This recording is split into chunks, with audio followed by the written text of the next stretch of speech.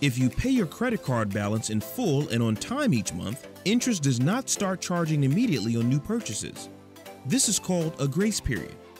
Let's see why grace periods are so awesome. On December 27th, John grabs a movie and a burger with a friend. So does Sally.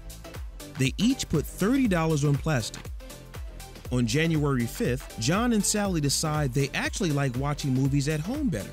Each buys a $1,000 flat screen. On January 21st, the due date for their December billing periods, John pays his entire December balance, $30. But Sally pays just $29 in honor of her favorite baseball player of all time. She leaves just $1 for balance unpaid.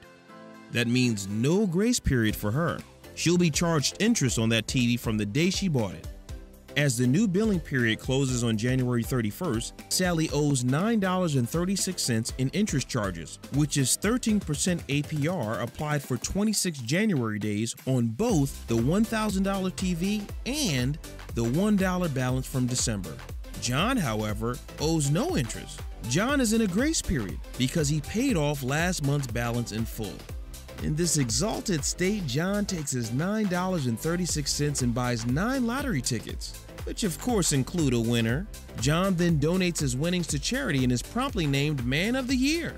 The lead article describes him as graceful at least 3 times. Sally, meanwhile, needs to pay her balance in full for 2 months, including trailing interest, to get back to a grace period. Sally is not on any magazine covers. Pay on time and in full. Take advantage of grace periods.